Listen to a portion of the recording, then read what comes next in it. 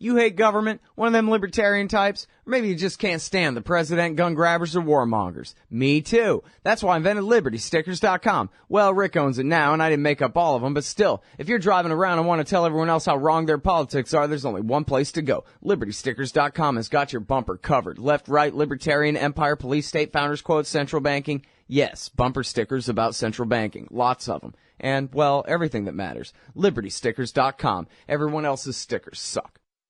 All right, y'all, welcome back to the show. I'm Scott Horton. This is my show, The Scott Horton Show. ScottHorton.org for the archives. Scott Horton Show on Twitter. And LRN.FM, live here, noon to 3 Eastern time on the Liberty Radio Network. Our first guest today is Mitchell Prothero, reporting for McClatchy newspapers, McClatchydC.com, out of Erbil in Iraqi Kurdistan. Welcome back to the show. How are you doing?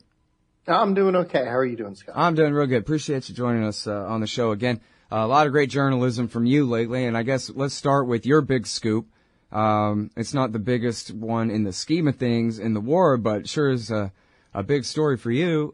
French agent who defected to Al-Qaeda was a target of that initial round of airstrikes in Syria. So, two big things there. Do tell. Yeah, it was kind of a crazy story, and it came from a roundabout way. Basically, we were talking to Syrian rebels that had been vetted and trained by, we assume the Americans, but we'd say, the Western-backed rebel groups. And these guys started complaining that they'd been tracking this Frenchman who was a Qaida guy who'd been running a cell out of a mosque in Idlib, and that they were preparing a snatch operation to kidnap him when the bombing happened. And they were all irritated that nobody'd warned them the bombing was going to happen, and they said the guy got away. So I started looking into it, and basically it came out that at least at some point he had received significant training from the French, either through the military or through their external security, service, their basically intel, and that at some point he'd gone rogue and had joined Al-Qaeda. And according to U.S. officials yesterday, confirmed to ABC News that he's a high-ranking member of Al-Qaeda and that he's got extensive tradecraft experience and probably had a pretty high rank in either the French military or the French secret services. Wow. And did anybody tell you how long this guy worked for the French government before he defected? This thing is so, honestly, it's so crazy. We've really only got the tip of the story at this point. I'll be the first to admit it, and I'm working on it 24 hours a day at this stage to try to dig out more on him. No, we don't know that. We don't exactly know what he did for the French either. The range could go from, let's say, he was just doing his national service and was a conscript, essentially, who'd been assigned to military intelligence and just made coffee, in which case it's still kind of a big deal because a guy like that's very familiar with the capabilities and practices and tradecraft of Western intelligence. Mm-hmm. So he'd be considered an invaluable asset to Al-Qaeda. And that's best case scenario. That's the best case scenario. The worst case scenario is you go up the ladder. I've heard conflicting reports, and some people have explained that it may very well be that all of these things are true, that we even see this in the American or British intelligence and special forces. You get a guy, let's say, who's in, Delta or the British SAS. He'll get assigned to work with the CIA or MI5 or MI6 for a while. Then he'll bounce to another unit. These are what we jokingly call them the secret squirrels. And they sort of move around a lot depending on their expertise and what the missions are and what are needed and sort of slapped together as task forces. In Iraq, maybe not today, but we're probably headed in that direction. But back in like 2003 to 2010, there'd be these task force units, which would be a mix of CIA, SEAL Team 6, Delta Force, guys who know how to fly, and even like Ranger Regiment guys who would be providing, what we'd say trigger puller security, actual straight up normal soldiers that are pretty well trained. All in a mix as a task force out there looking for high value targets. So it's a possibility that he's one of these types of guys, and that's why we have so many different reports on his background. But we're in the middle of determining that. I'm working on it, and from what I can tell, I took a lot of my French colleagues by surprise, and they all appear to be working overtime on it as well at this stage. Right. Yeah, and again, it's worth mentioning, as you already did, that this was confirmed very quickly by James Gordon Meek over there at ABC News. So if anybody wanted to doubt it, they can forget it. Right. Well, it was even funny because early on, obviously, Europe's ahead of the U.S. So we dropped the story on Sunday night for the Monday newspapers. And so I had all day listening to France denounce it and claim it wasn't true. But their claims became increasingly bizarre. It started off as a flat denial, absolutely no way. I think a spokesman for the defense ministry even called me wacky at one point, which I am kind of wacky, so that's fair. And but then it devolved into this hilarious parsing of exactly what it means to be a French intelligence agent. One guy was trying to feed the idea that this was just a guy who used to lift weights with special forces soldiers and had inflated his resume when he went and joined Al-Qaeda, which, I'm willing to actually entertain that as a possibility. I mean, it wouldn't be the first time that American intelligence has puffed somebody up to be bigger than they really are, as a threat, whether by accident or to sort of gin up, enthusiasm for the war on terror. But, they just started parsing everything so completely that even French journalists were calling me up laughing, saying, we're trying to match or beat your story. And all the French government's doing is convincing us that you're right. Yeah. Like with their denials, it becomes somewhat black comedy. But then, Meek came out with, obviously he and I are colleagues and know each other. I have a lot of respect for his work. But we are a little bit of competitors. So when he dropped it, it was kind of funny. And at that point, the French just sort of went quiet. Yeah. Two American officials did tell him that this is absolutely true. They went further than my guys. Keep in mind, I did not get this from the American government at all. Some people have speculated that this had been a slap at Hollandais, French President Hollandais, for, refusing to bomb Syria from the Americans. I can promise that was not the case at all. My reporting came strictly, at least initially, from Syrian rebels and then European intelligence agencies who were not French, who had been basically warned about this guy and were familiar with it. And, nobody really wanted to talk.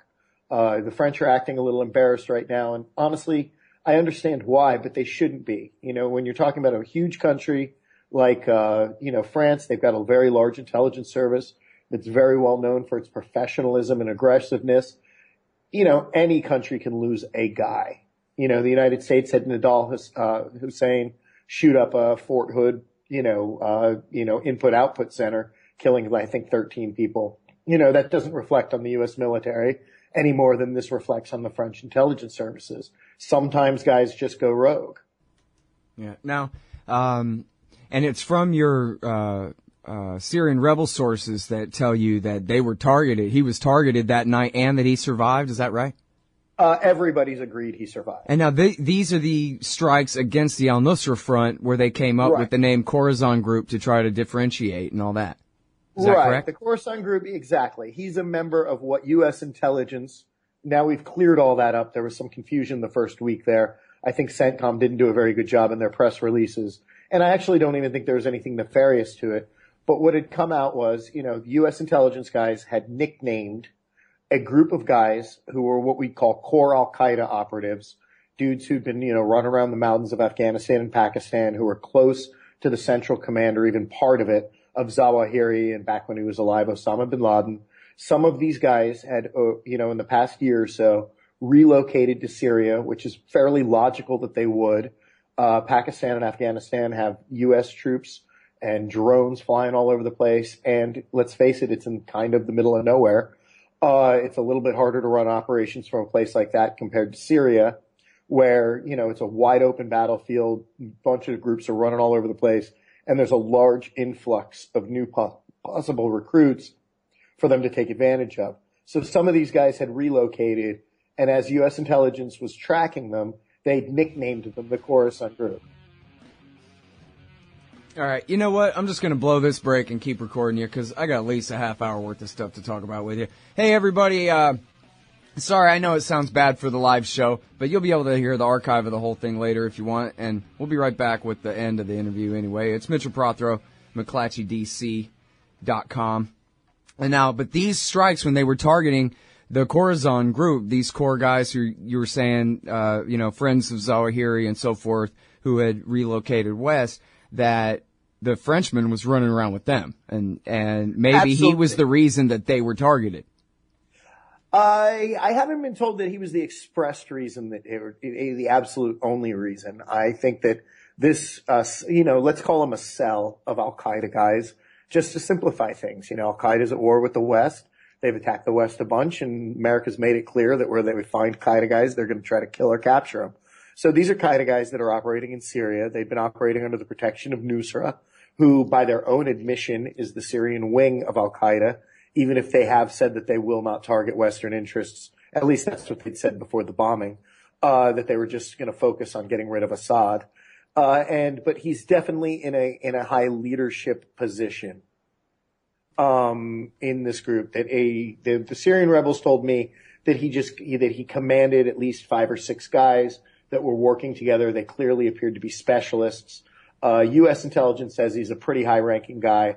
And even today, I'm seeing leaks in the French press where they're still trying to claim that this guy is not a former official agent of the DGSE, which is equivalent of the CIA for the French government, that he's not officially an agent of that group, which I actually never said. In the story, I said that some people had speculated he might have been, or that he'd been assigned to them. But they are even admitting that there's a guy who is French, who might have some sort of tie to the French government at some point, who is also a high-ranking leader within Al-Qaeda. So, you can't parse it down too much. There's a cell of Al-Qaeda guys, and he's a prominent, apparently quite skilled commander in that group. And now, after all the big hype, they told the New York Times that, the plot was basically just aspirational rather than operational, which is becoming a cliche now. We hear that so much on the backpedaling from some of the orange alerts we've had to suffer over the years here. And it seems like that really was just a put on. I guess they were taking advantage of the situation to go ahead and hit these guys that they wanted to hit. But was there any indication of an imminent threat that somehow these guys were going to leapfrog over Turkey and land in Western Europe? Well, I wrote a story about this about a week and a half ago where, European allies weren't briefed on an imminent threat. So I kind of wonder why the U.S. is making a big deal about that, or why they were, or even why anybody's making a big deal about it at all. The simple fact is America's at war with Al-Qaeda, and Al-Qaeda has tried to kill Americans and has successfully done so on several big occasions. And America's made it clear that they're going to kill or capture Qaeda guys whenever they get the chance. Well, it was Roy, I think, who explained it better than anybody. Roy Gutman at McClatchy, your colleague there, who said, well, the reason they called it Corazon was because, as though this was going to fool the Nusra people on the ground, I don't know, but I could see this being the American government decision. They didn't want to outright declare war on al-Nusra. They're trying to differentiate al-Nusra from al-Qaeda. So they're saying, well, no, we're just killing these few guys who are associated with al-Nusra, but they're the Corazon group because they're not at war with al-Qaeda. They'd rather fight the Islamic State that hasn't ever attacked the United States and ignore the al-Nusra front that is openly loyal to Ayman al-Zawahiri. Well, look, at the end of the day, Nusra works with a lot of rebels that we work with, and they're really pissed off that, Nusra was attacked. But I'd also say James Foley's parents would disagree with you that the Islamic State's never attacked America. Oh, well, that's a good point. That's a good point. Yeah, they did kill American hostages. But and they're going to. And the simple fact is these guys have declared war on America. So, the fact is you've got two different groups of jihadis, both who have total aspirations to kill Americans. They just might be busy right now. Yeah. Well, and my point wasn't really acquitting the Islamic State as much as implicating al-Nusra and the idea that somehow the al-Nusra are the warm, cuddly, somewhat moderate, if not completely moderate FSA guys. Well, the thing is, I don't know about that really. I think that the U.S. has to walk a bit of a line in order not to alienate some of their Syrian allies. But keep in mind, the United States put out a specially designated terrorist hit notice on Nusra the second they were formed. From the second Nusra's announced its existence, America has described them as Al-Qaeda in Iraq, which has now split into Nusra or the Islamic State, and called them essentially they're just Al-Qaeda. just because they're not targeting U.S. interests right now and that they're focusing on Bashar al-Assad. These guys follow Ayman Zawahiri. They follow bin Laden's ideology. They're Salafi jihadists, and they do not mean well to the West. They've just simply focused as a group on Assad. So, a good counter argument is, well, who cares if they're not attacking us now? I mean, there are guys that are going to. They've literally announced, if you ask a Nusra guy, are you Al-Qaeda? He will say yes. Do you follow Ayman Zawahiri and the bin Laden? Did you support 9/11? Yes. Would you like to see another 9/11? Absolutely. Yeah. Are you going to do it yourself? No, I'm busy fighting Bashar al-Assad. Yeah. The U.S. has been very clear on that. And in fact, I was one of the people early on who criticized them because I felt like if Nusra wasn't going to be causing international jihadist aspirational problems and they were working quite well with the other rebel groups, why not leave them alone? But the minute they dropped that designation on them, it became essentially impossible for the U.S. to support the rebels because now you can't work with a guy who works with Nusra. It's material support for terrorism. Sure. Well, so it's really complicated, the U.S. effort in order to support the rebels. So, this is something that I don't know whether they regret it, but in walking it back, I really felt like they walked it back in order to appease guys that they're trying to work with on the ground who will tell you flat out, we don't have a problem with Nusra. Like most of America's Syria rebel allies don't have a problem with Nusra. But at the same time, it's just kind of weird because if you talk to a Nusra guy, as I have, they'll tell you flat out they love bin Laden and think 9/11 was great and hope another one happens. Right, yeah. The mystery is why America is allies with people who are allies with Nusra at all. And before because there's no other choice. There's nobody else to be aligned with. And the other thing I point out is America's not really aligned with these guys in the sense that they're not helping them. When the amount of help that America's given to the Syrian rebels has come down to less than 1,000 guys in 150,000 men, roughly, battle space. This is why America is not intervening in the Syrian civil war. It's why they're not bombing Assad. It's because they don't want Nusra to win. And they've made that absolutely clear. The simple fact is America is not going to bomb unless something radically changes on the ground. They're not going to target the Assad regime because as much as they despise it, they really do not want to see Nusra or ISIS win. And they think that'll be worse. Well, now, but on the other hand, going back, when Joe Biden says, hey, Turkey and Qatar and UAE and Saudi have been doing this all along, what he's really trying to say is, hey, don't look at who's the empire that they are all satellite states of, that even the New York Times has been saying for now, count them, 3 years straight. The CIA is coordinating this effort and working to bring all their money and guns. And that's what makes it supposedly deniable, even though everybody knows that Uncle Sam's been behind it all along, since 2011. I do this for a living, and I don't know that even remotely. From what I can tell, the CIA and the U.S. government has been holding its nose, hoping that this thing doesn't get any worse. To call Qatar or Saudi satellite American states, to me, is almost preposterous because they do whatever the hell they want and have their own money. They don't listen to us. Well, did the Americans try to stop them at all? Come on, you've lived through the absolutely. same 3 years as me where the entire narrative has been, why aren't we doing more to support the rebellion against Assad? No one has been saying, geez, Assad is the only guy standing between these Shia and Christians and a good beheading, other than maybe Rand Paul or something.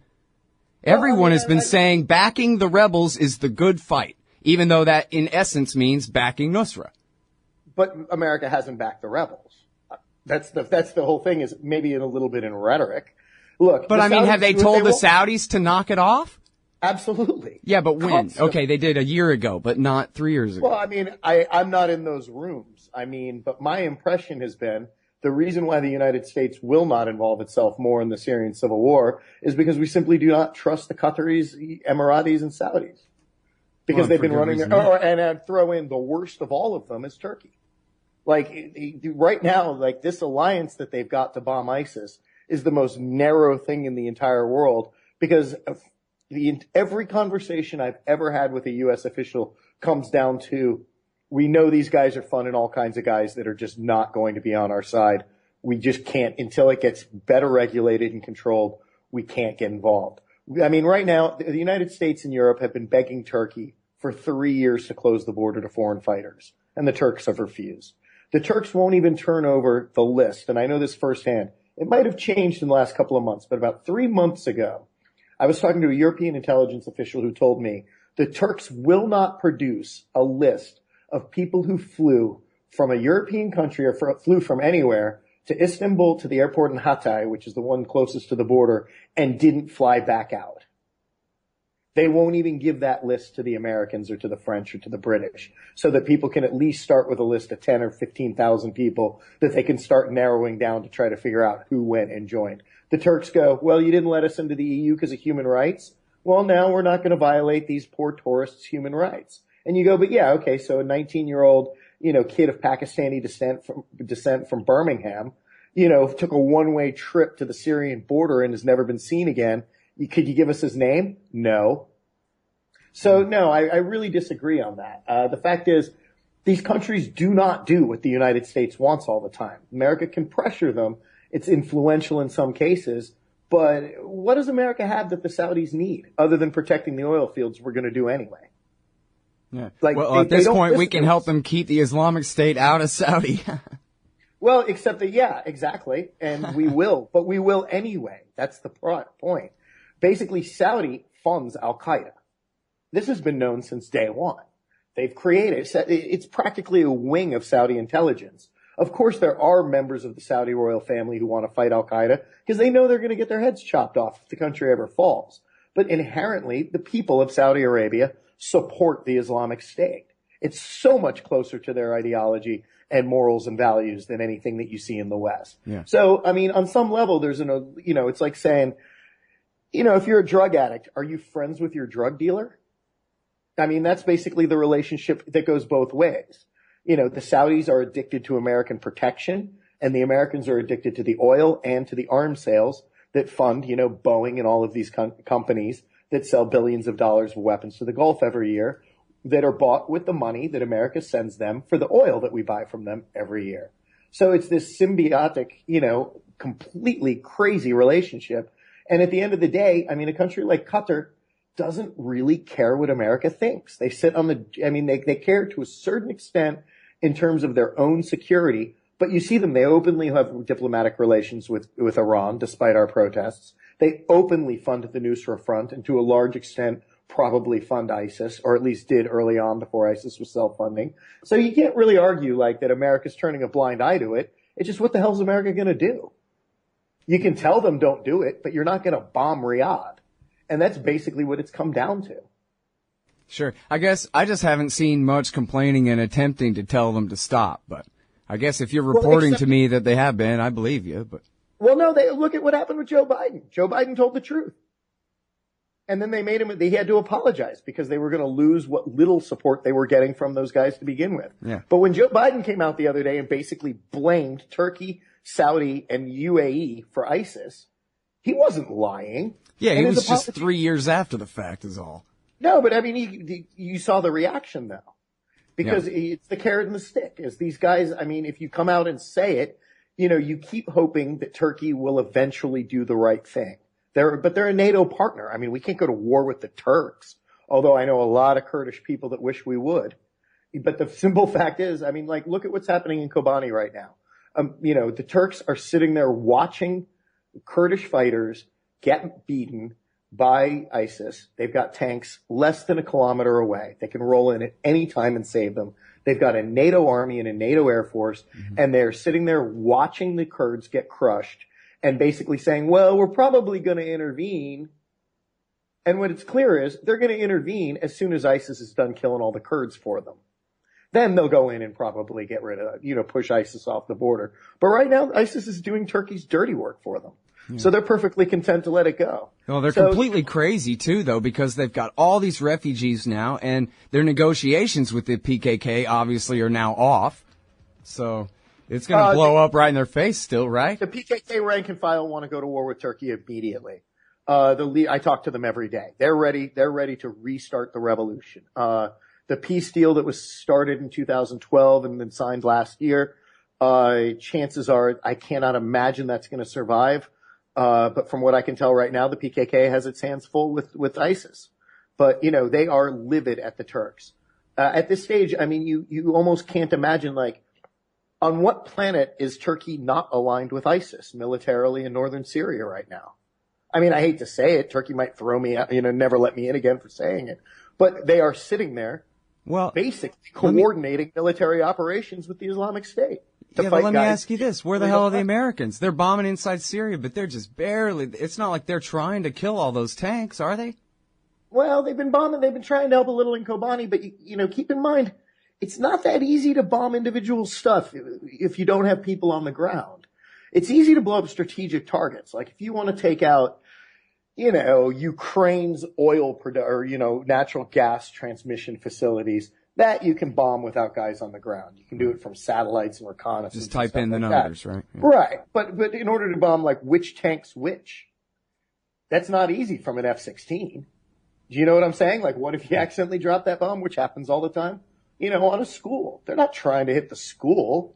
It's just that, combination of things. Unless you have eyes on, as accurate as these bombings are, you're talking about close air support, which means you'd have to basically put Delta guys in or SF guys on the ground with the YPG to call in airstrikes, which is what we saw in 2001 when the U.S.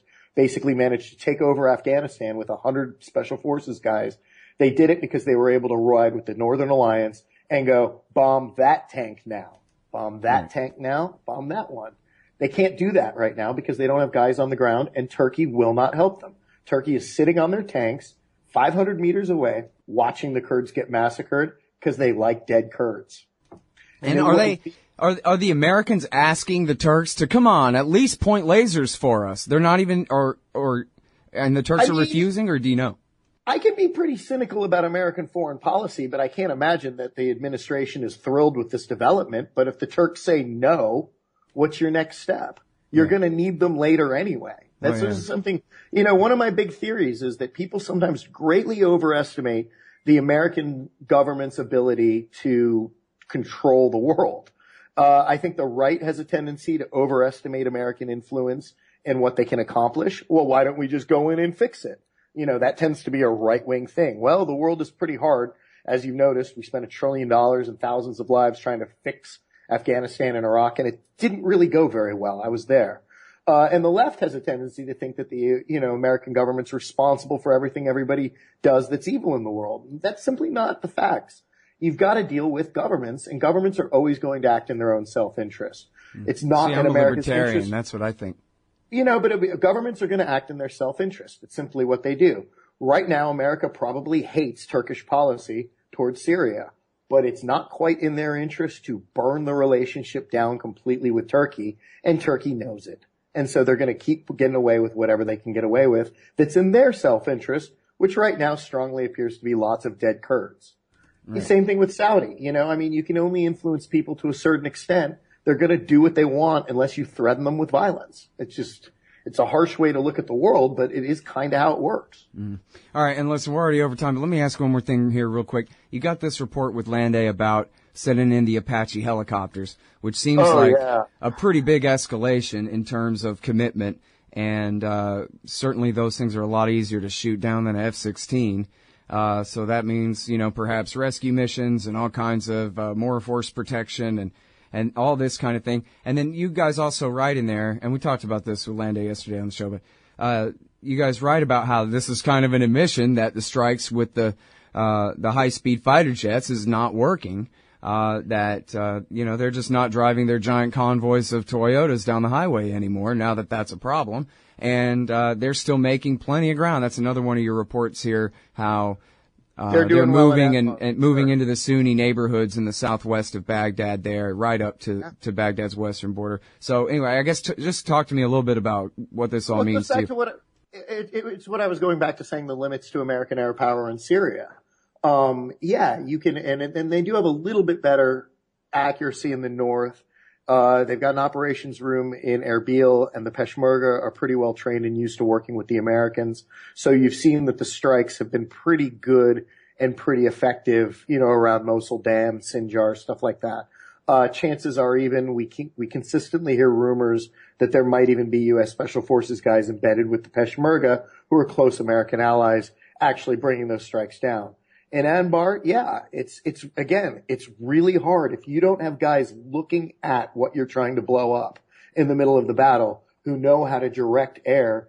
Coming from an F-16, it's going to be really hard to, properly kill stuff. So to an extent, it's an admission that that's not working because it is easier to do it from an Apache at a lot higher risk. But my takeaway from the story was something a little bit different. When they first sent those Apaches, now the mission has changed. They have said that they're going to use assets to attack ISIS. They didn't say that initially. Those Apaches were put at Baghdad International Airport to protect the airport and to make sure that that route stayed open in case the U.S. had to evacuate the embassy in Baghdad. Basically, keep that place open at all costs.